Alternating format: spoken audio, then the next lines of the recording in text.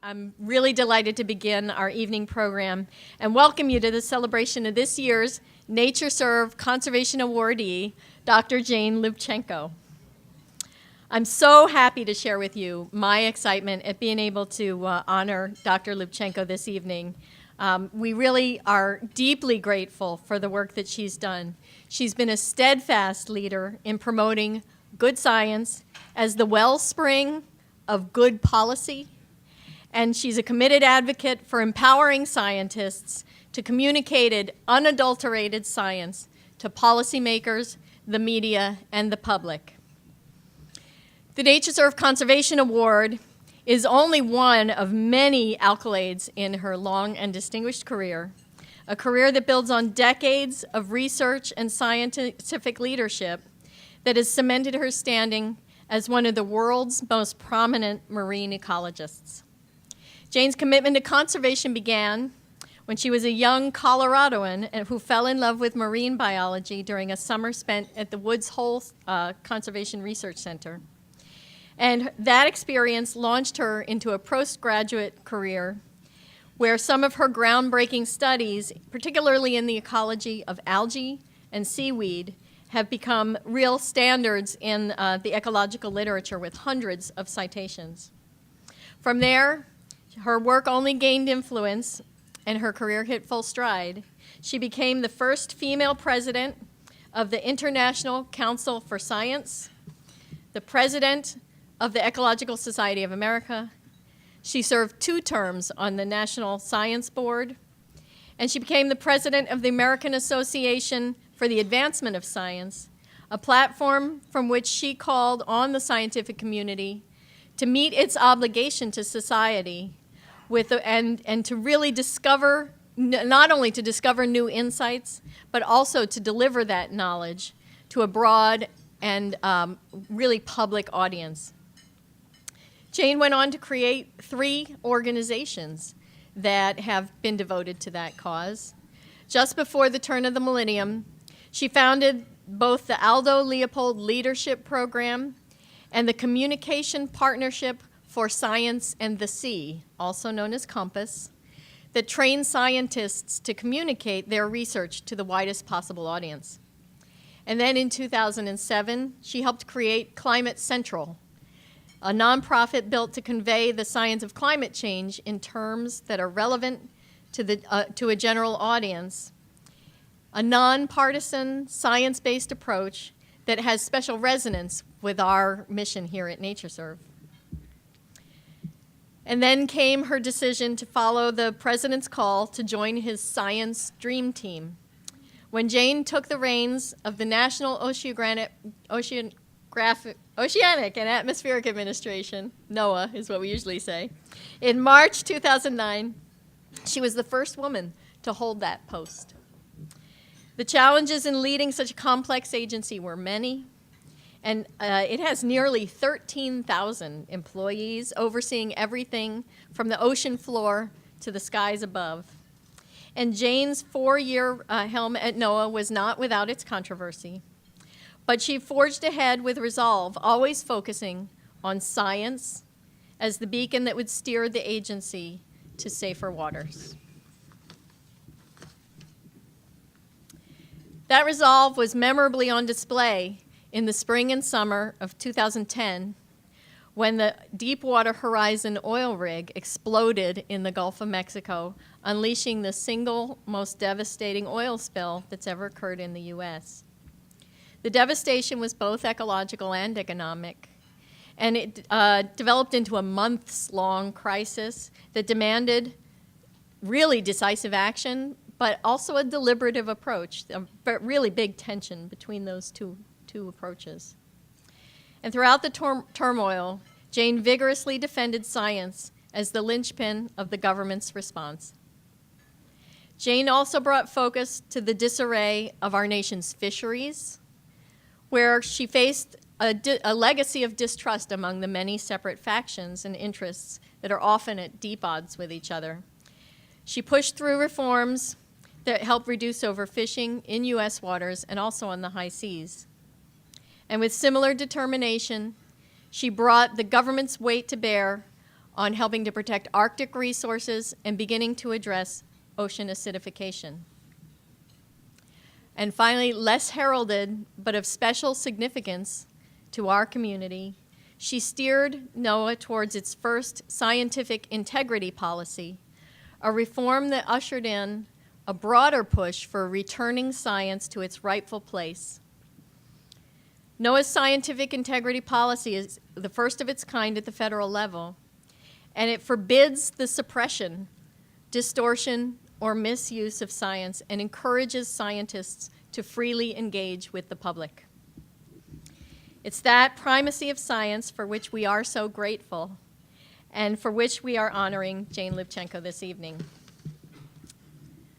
Dr. Lubchenco left NOAA in 2013 to return last summer to Oregon State University, returning to her family and joining the faculty there, and resuming a 30-year mission to build a database of her home state's shoreline ecology, evidence of that scientific spirit which really drives her work and is a defining characteristic of her career.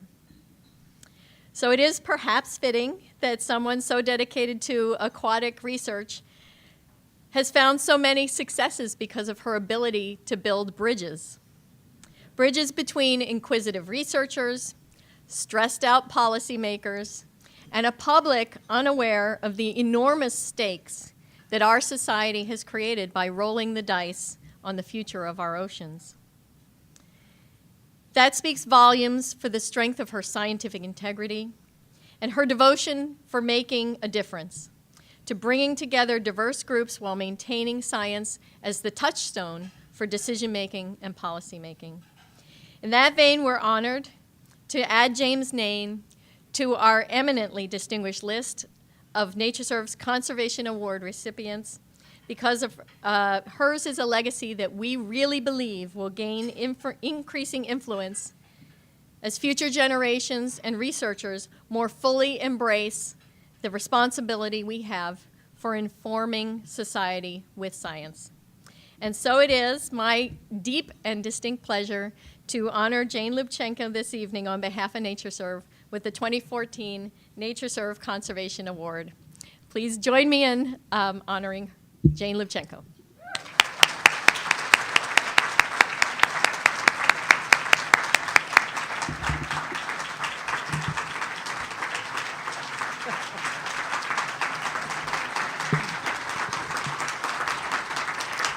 Thank you. Thank you very much. That means the world to me. I really, really appreciate that. Mary, thank you for those kind words, that very generous introduction. Thank you to the selection committee for this very, very special honor. And thank you to all of you for what you do each and every day to really bring good science to bear on conservation decisions. It's incredibly important. And it's been such a treat today to spend a little time with many of your leaders, learning a little bit more about some of the challenges, some of the opportunities. And big congratulations on the MacArthur Award. That's very cool.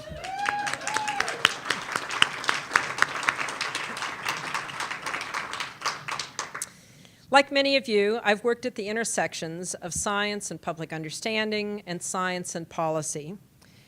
And as Mary mentioned, in December of 2008, only a short few weeks after he was elected, the President-elect's transition team came calling, and I agreed to go to Washington, D.C. to head up NOAA as part of what came to be called later the Science Dream Team. NOAA, as many of you know, is the nation's ocean, climate, weather agency.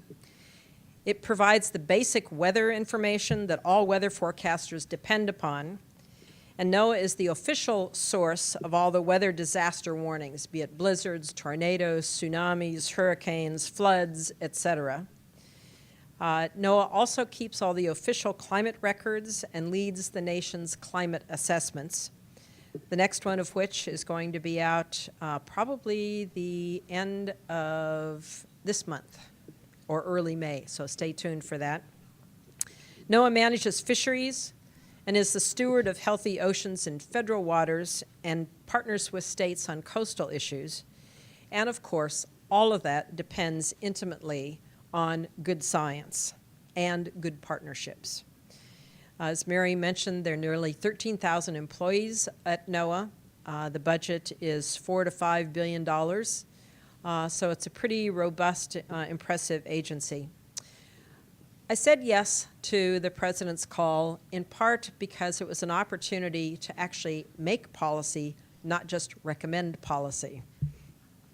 4.5 years later, I don't regret it one bit. But operating in DC is so much harder than it needs to be. It's really exhausting, it's frustrating, it's depressing.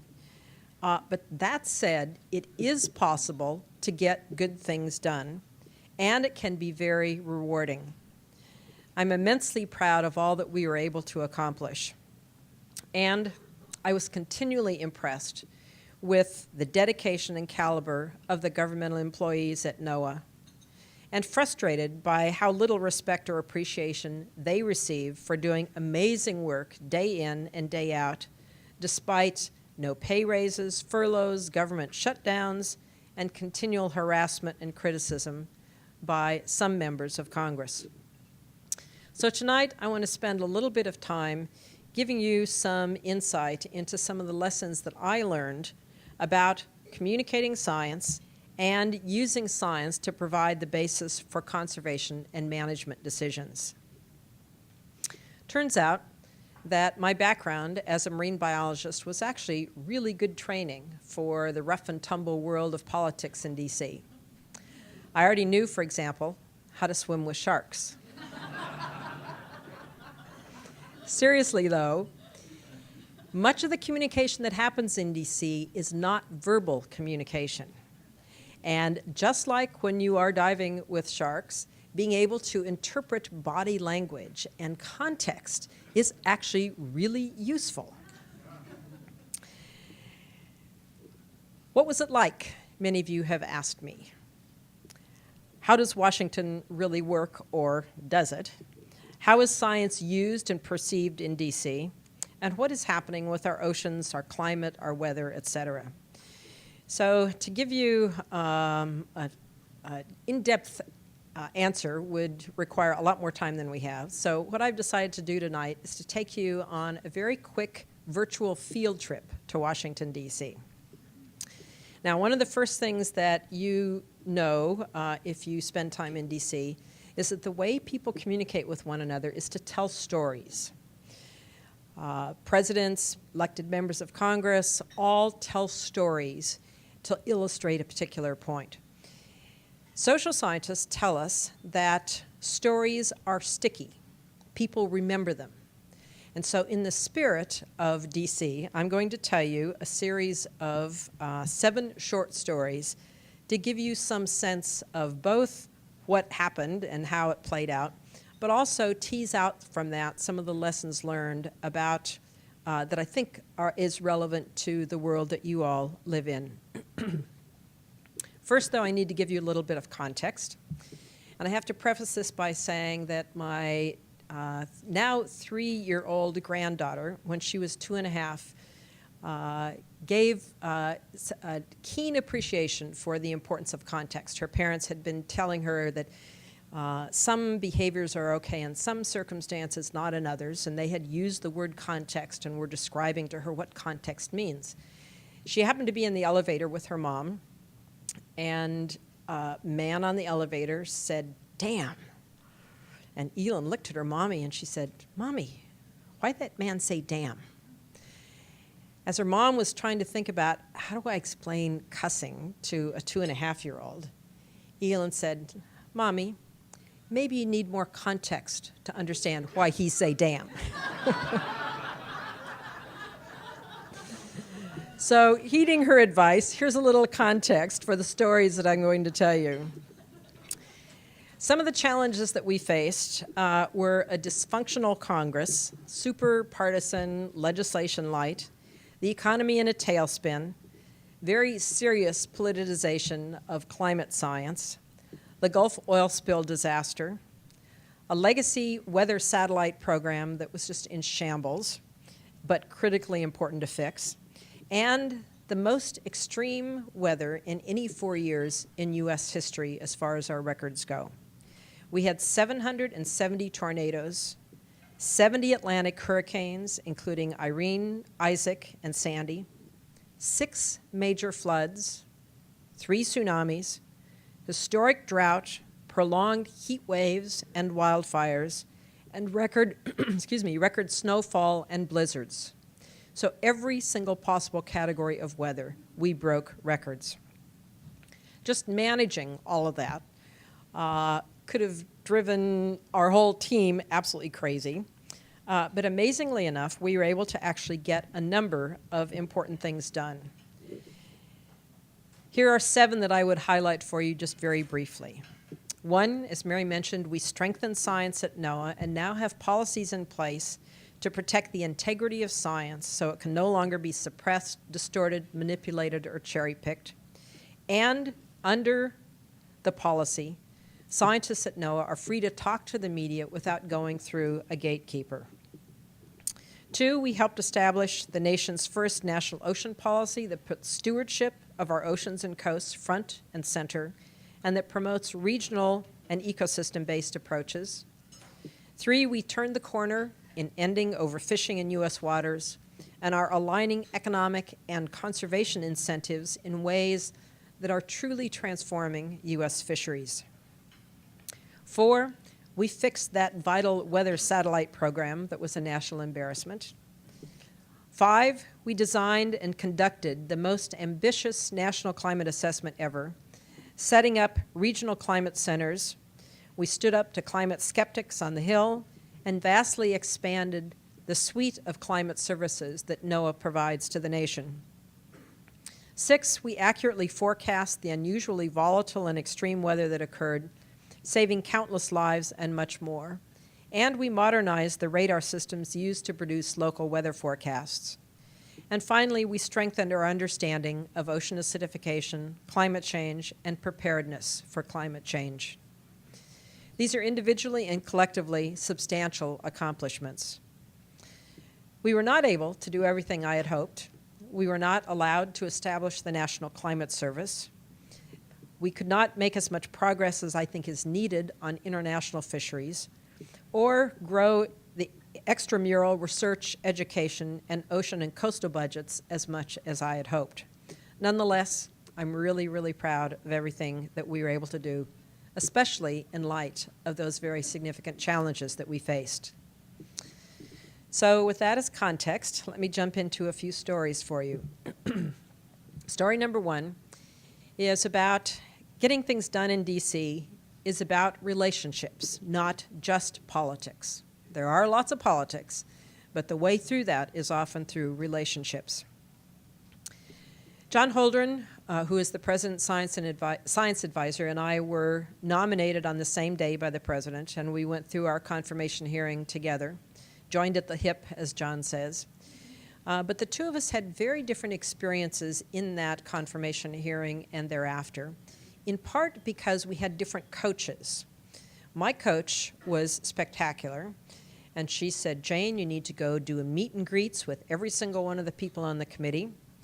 2, you need to get letters from people that they know, that also know you, to vouch for you. And because I believe that science should not be partisan, I've worked a lot with both Republicans and Democrats over the years, and so I had a lot of people that I could call on to vouch for me. And 3, she said, have one of your senators introduce you to his colleagues when you have your confirmation hearing. John's coach did not tell him any of that, and we had very, very different experiences, in part because I had met with these members of the committee, established relationships with them, listened to their concerns. Typically in a confirmation hearing, the party that is the same as the president gives you sort of a pass, and the party that is the other party is really nasty to you. In my case, I had met with all the individuals that were Republicans, and we established this great rapport. One member, when I met went to meet with him, first thing he said to me when I came through the door was, "Do you scuba dive?" I said, "Yes." He said, "So do I." And so he proceeded to spend most of the hour that we had together talking about how he loves scuba diving and where he likes to dive. And then at the end of the hour, he sort of looked at his list and he said, "Oh, yeah, my staff says I'm supposed to talk about this, and this." And I listened and I said, "Those are areas I know something about. Some of those, others I will pledge to find out and get back to you on that." And when it came time for the confirmation hearing and it was his turn to ask questions, the chairman called on him and the senator said, "I met with Dr. Lubchenco. We had a great conversation. I know we're not going to see eye to eye on everything, but I know I can work with her." And then he proceeded to just rake John over the coals because they had never met. He, was the enemy as far as he was concerned. And so it went with other members of the committee. So I think coaching and the importance of coaching aside, preparing for a confirmation hearing and dealing with Congress in general is about more than just being prepared to answer questions. It's about establishing relationships, showing respect. And I think that that is important not only when you want something like to be confirmed, but on an ongoing basis. And so I spent a fair amount of my time on the Hill staying in touch with members, whether I agreed with them or not, so that we could have open, good lines of communication. The member of the Senate that was from Oregon, Senator Ron Wyden, who introduced me, really went over the top. He started off by saying, "Ladies and gentlemen of the Senate Commerce Committee, I'm here today to introduce you to the bionic woman of good science." And he just sort of, went on from there. So that actually helps because it's a very collegial, the Senate is very collegial and they respect one another. So the moral of that is that relationships can go a long way, and showing, listening and showing respect by taking time to meet is really important. My second story is about communicating science, something that many of you are interested in. And anyone who gets into this world knows that you really need to have a sense of where your audience is. You need to connect from the known to the related unknown. And to do that, you need to know what they know and where you are starting in a conversation. I described to you that we had inherited this legacy weather satellite program. I need to tell you that NOAA operates the nation's weather satellites. They are operating fine, the ones that are up there now. NOAA is in the process of building the next generation of weather satellites, and that program had been seriously flawed. We fixed that program, and I was up on the Hill to describe to members what we had done and tell them how important it is for them to fund this program because satellites are not cheap. So I was talking to a member of the House Armed Services Committee about how important NOAA's weather satellites are. And he looked at me and he said, "Doctor, I don't need your weather satellites. I've got the Weather Channel." And I thought, oh dear, I better take a few steps back and start over. Did you know that the Weather Channel and all of the other private weather providers get all of their information from NOAA, et cetera, et cetera? So, lesson in communicating science 101. Another aspect of communicating science that I think is important is the power of good analogies. And it's not always easy to find the right analogies to communicate what you want. We had an opportunity to talk a lot about the connection between extreme weather and, excuse me, I've got a cold, extreme weather and climate in the aftermath of Hurricane Sandy. Thank you very much.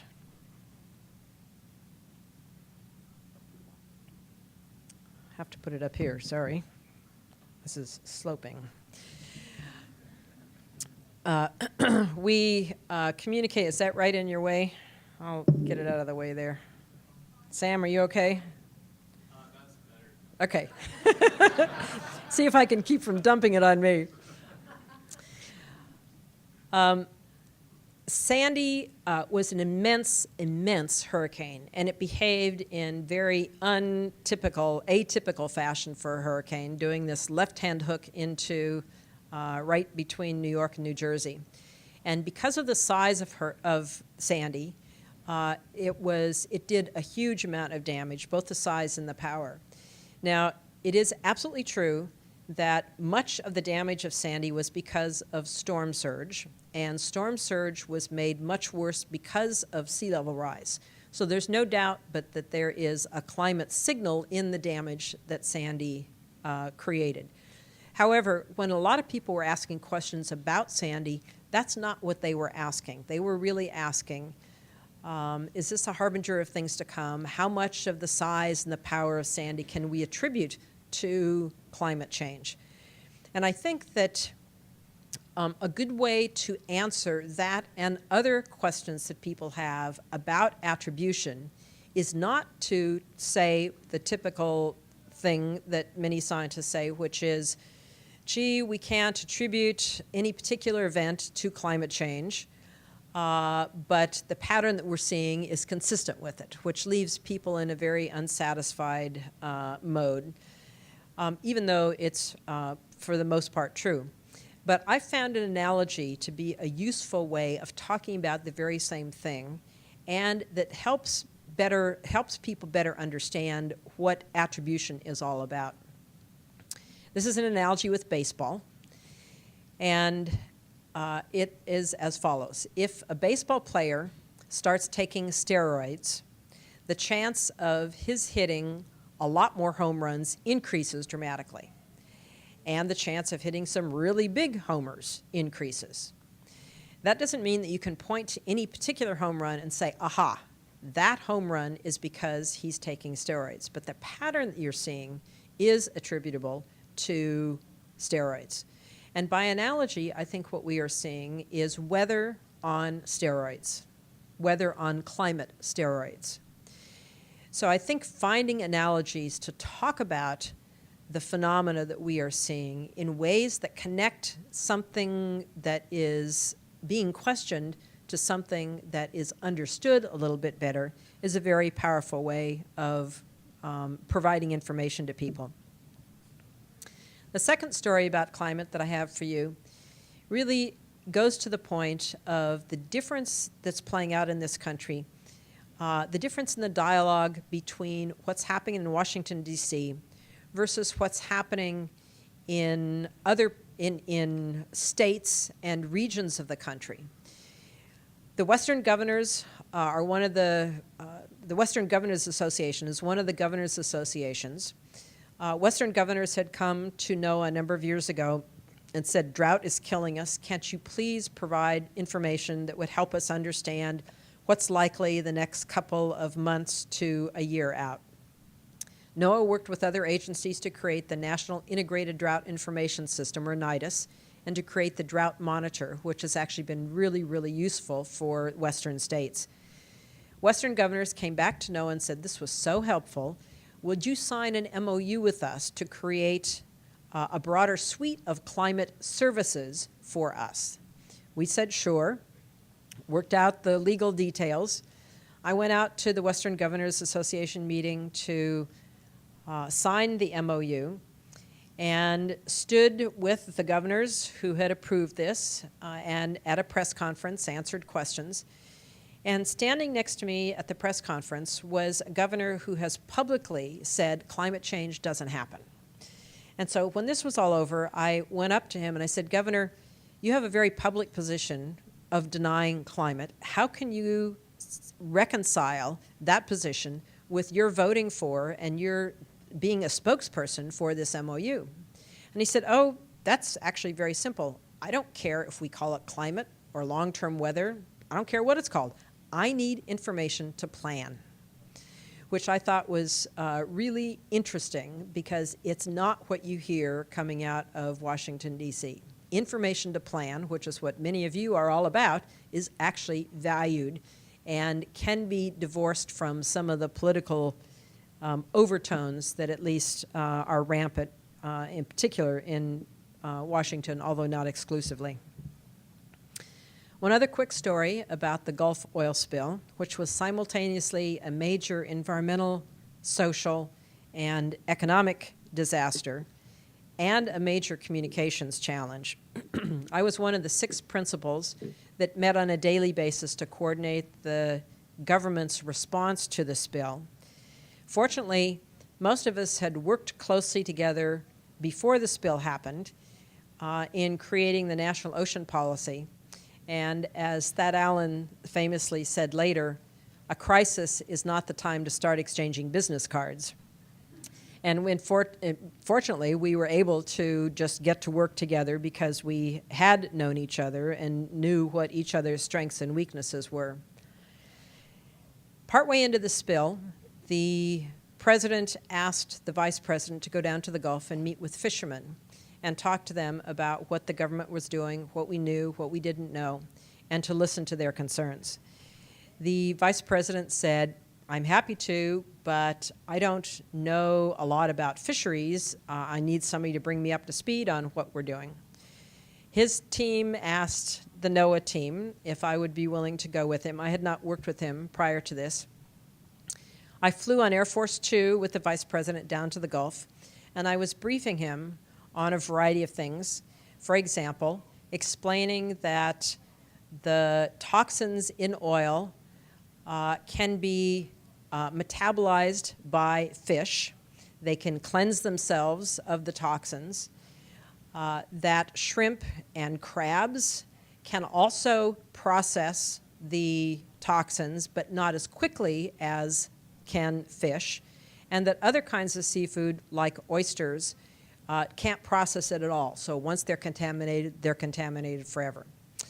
I described to him how we were closing areas to fishing based on when oil was present or we expected oil to be present, and that we had developed specific protocols to test the seafood in an area that was closed repeatedly, and that we would only open areas once repeated testing showed that the seafood was free of any of the oil toxins or any of the dispersants.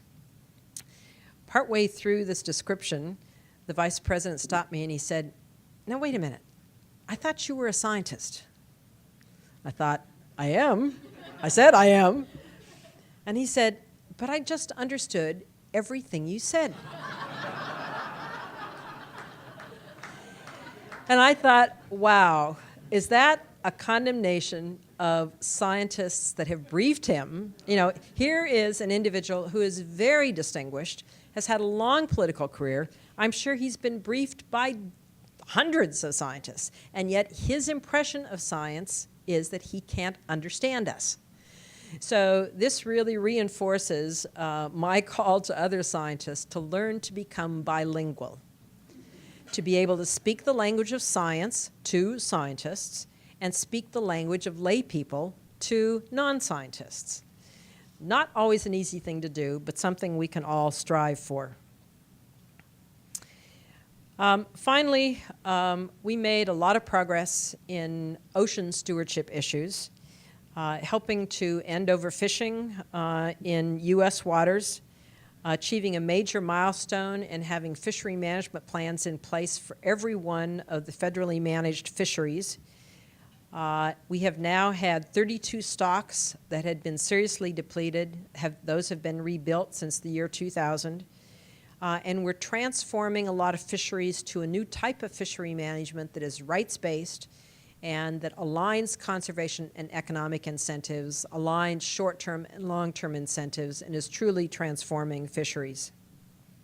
When I met with a group of fishermen on the West Coast after this catch share program had been in place for just a year, the fishermen there said to me, "Thank you. I can finally see light at the end of the tunnel. Before this program, I could not in good conscience recommend that my sons go into this business, but now I have hope." And that was pretty powerful. So the NOAA team and our many partners around the world worked really hard to achieve multiple major successes that I've described to you. I'm interested in what these experiences say about theories of change and what are the lessons for scientists and the conservation community.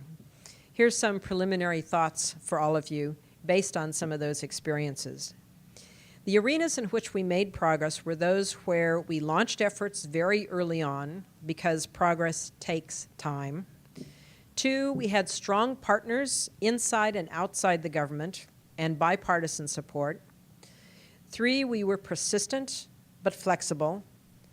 4, we had solid science that was clearly communicated and relevant.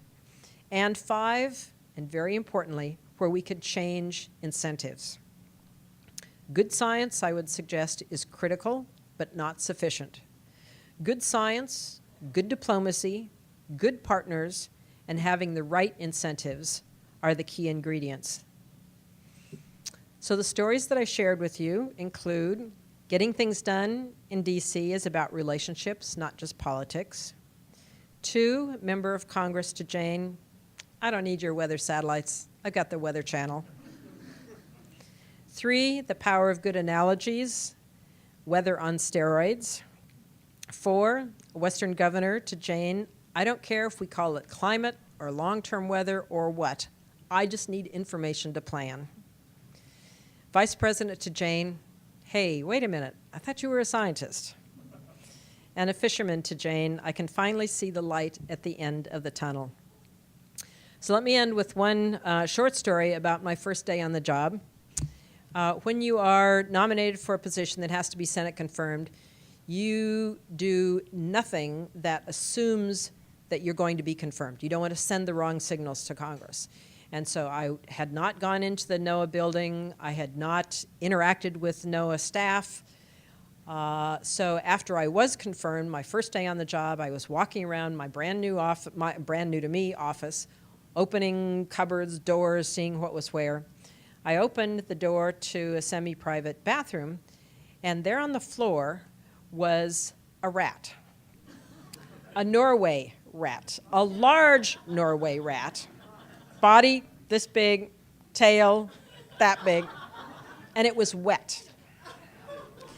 And the rat kind of jumped, I kind of jumped, and then it proceeded to run across the floor, jump up on the edge of my toilet, dive into and disappear into my toilet. I thought, well now, I don't think I'm going to be using that toilet for a while. My staff was going nuts. They were just frantic. They just were beside themselves. This story got out. It was in the Washington Post in the gossip column. Not only did Al Kamen write about this, but they commissioned a well-known cartoonist to draw a cartoon of my rat doing a swan dive into my toilet. I started using the bathroom down the hall, but the more I thought about this, the more I realized that nobody had been in this office for a good 5 months. Nobody had been using the toilet. Nice dry pipes, nice, safe, warm place to be. I figured all I really need to do to get rid of this rat is to start flushing the toilet on a regular basis. So a couple times a day I would flush the toilet, not using it quite yet. After a couple of weeks, I thought, okay, I'm sure the rat's gone. Started using the toilet. Nobody ever saw the rat after that.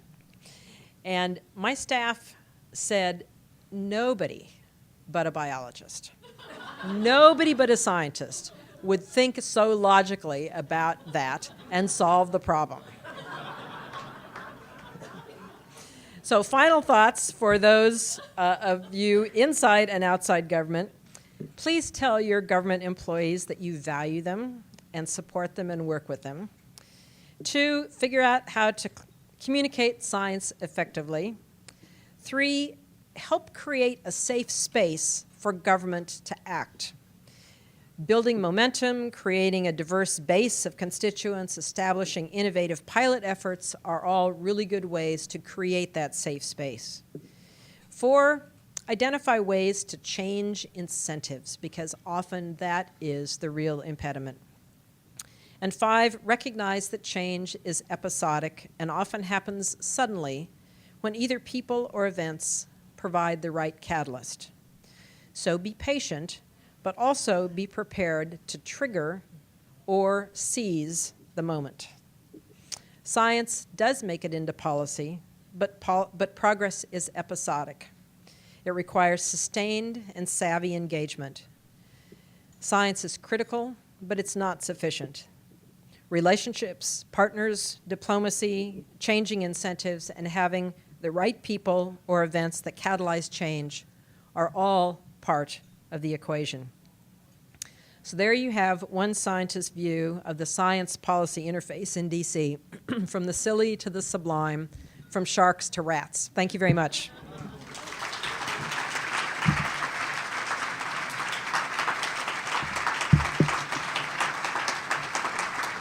Thank you.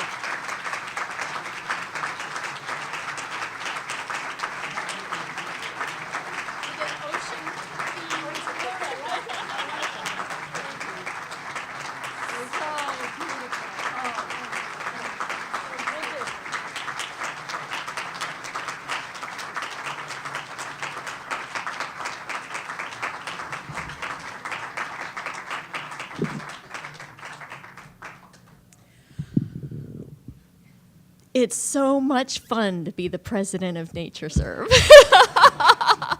That was so wonderful. Thank you, Jane Lubchenco. You really do honor us by your presence and your acceptance of the award. We all aspire to have the same level of poise, wisdom, and influence that you have had. And so you're an inspiration. We really, you can tell how much people really relate to your experience, and we all hope to live up to that someday. So thank you again. That's the end of the evening program, and have a good evening, everyone.